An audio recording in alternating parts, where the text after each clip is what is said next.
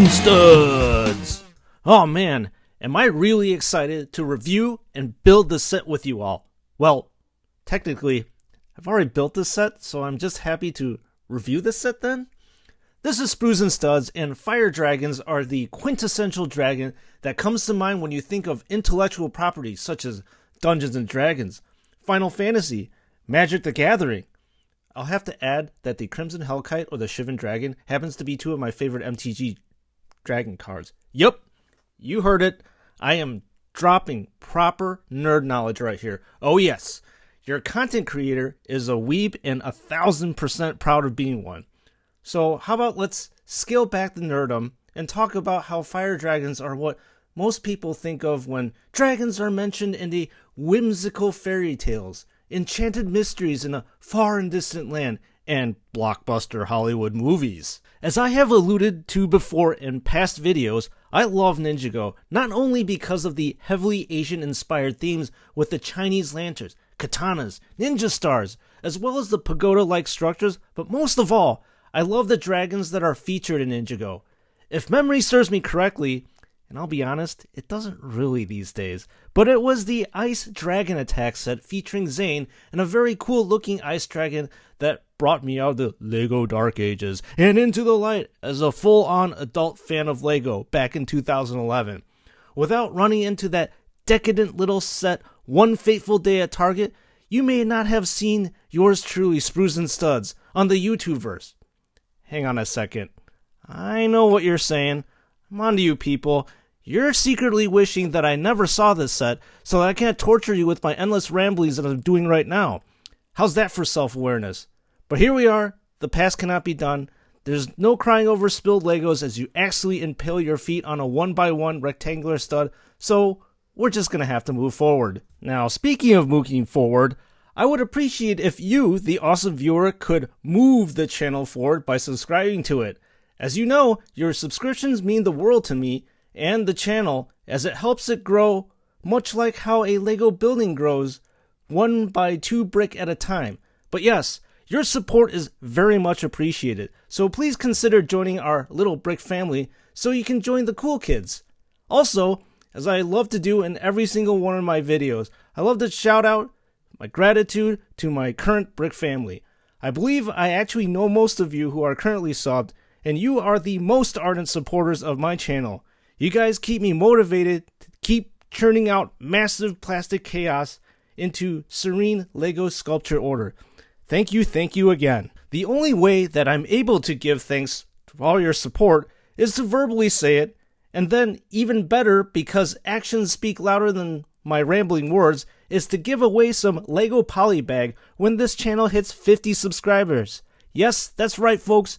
Yours truly will give away a polybag to 2 lucky winners. What polybags, you ask? Well, you can find out by checking my socials. You can find me on Twitter and Instagram at Sprues and Studs. It is on these lovely toxic platforms where this little beacon of warm fuzzy lights posts about upcoming giveaways as well as what's going on with the channel. As I have said before many times, and I'll say it again, you will always find me posting about Lego sets, Warhammer 40k figurine boxes that I have bought, what sets I'm currently building for the channel, and what sets I'm building for the future of this channel. Oh, stay tuned. We will be back to the grim dark 41st millennium for my 40k fans in an upcoming video. Anyway, I would post giveaway information directly on YouTube, but sadly, yours truly does not have sufficient subscribers to post videos, actually pictures of the polybags that will be featured in the giveaways. But you can do your part by subbing to the channel, and I will be able to spam you with plastic pictures all over the place on my channel. Just kidding, but not really kidding. Alright, let's actually get down to it and talk about this set. This features a fire dragon, done with video and voiceover. Best video ever. Roll the credits, please. Sorry, let's get real here and redirect our attention to the plastic in hand. Or is it at hand? Well, this set was released on August 1st, 2021, and has a total of 563 pieces. The cost of the set weighs in at a mid-tier cost for a LEGO set, which is $49.99. The Fire Dragon technically is a legacy set. However, the Fire Dragon did not come by itself in a set back in 2011 when Ninjago hit the world by Spinjitzu. You actually had to buy the Fire Temple set in order to get the Legacy Fire Dragon. I will let you know that I happen to have all the original dragon sets from the first season of Ninjago, which again was the Ice Dragon Attack, Fire Temple, Lightning Dragon Battle, and Earth Dragon Defense. If you want to compare either of those OG dragons, I'll have to say objectively that the build quality and complexity has improved by leaps and bounds over the new set compared to the old ones. The OG Ice Dragon set weighs in about 158 pieces and is structurally similar as well as physically similar to the OG Fire Dragon and the Fire Temple set. So if you compare the new Fire Dragon with the old one, that would mean the dragon itself has increased by a whopping 405 pieces, which is a very substantial amount of bits of plastic. So you will start off by building a golden version of Nia and then progress to building the body of the dragon in bag 1. And then bag 2 you will be building Zane and a skeleton whose name actually escapes me right now. Also in bag 2 you will build the head as well as the tail of the dragon, as you saw earlier in this video. Then moving on in the middle of the build of bag 3, as you see right now, the dragon finally gains its 2 legs to stand on. In step 4, you will be building the right wing of the dragon, and then to round out the set, you will finish off building Kai, my favorite Ninjago character and my channel mascot, and the left wing of the dragon. The total build time is about an hour, so I'd expect you to spend the same amount of time, unless if you feel the need to speed through this model, in which you should probably sit there and enjoy it. So how do I really feel about this set? Well, I will let you know, gentle viewer, that I think that it is a fantastic set, and you can see so many improvements in design quality and build complexity compared to a LEGO set that is almost a decade old. If you look at the OG Fire Dragon next to the reimagined dragon, don't get me wrong, while I still love the old Fire Dragon, the newer one looks meaner and more menacing. I mean, the old Fire Dragon looks like it could turn a few city to ashes without a problem, but the new Fire Dragon, however, well, it looks like it can fire blast the crap out of an advanced medieval nations and then turn them all to molten slag. Everything about the 2021 set has increased in size, including the length and the width of the dragon. I suppose the only complaint about this set is that the dragon's head looks a little small compared to the rest of the body. I only wish that the head was a little bit bigger. Where on the old Fire Dragon, the head was massive and it looks like it takes about a third of the size of the whole dragon. Another difference is that the wings of the new Fire Dragon is made out of a cloth material. As you spread the material out, you can see the intricate fire patterns which bring out a ton of character and diversity on the dragon and makes the wings really look like there is a roaring inferno going on.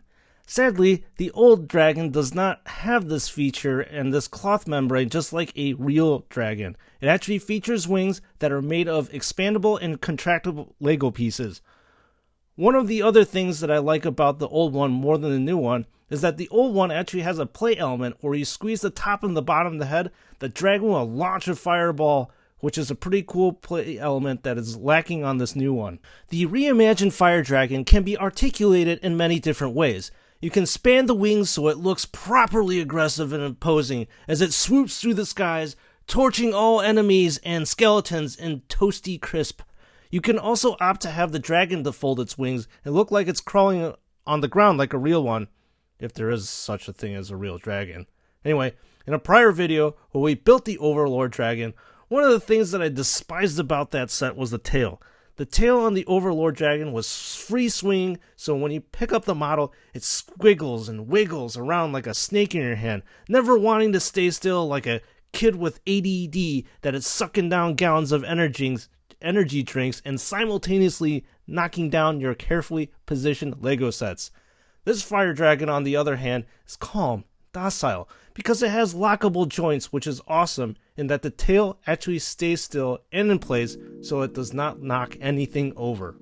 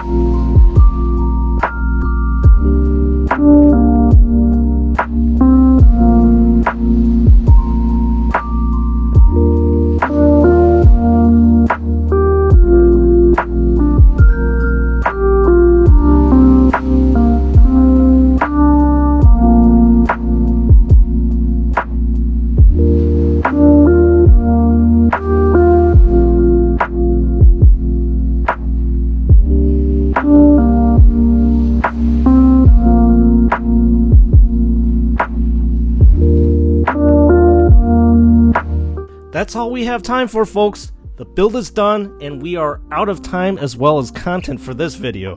Do I recommend you to get this set? The answer would be a solid and resounding yes if you are a fan of Ninjago and dragons. If you're a fan of both Ninjago and dragons, then buying this set would be an absolute no-brainer.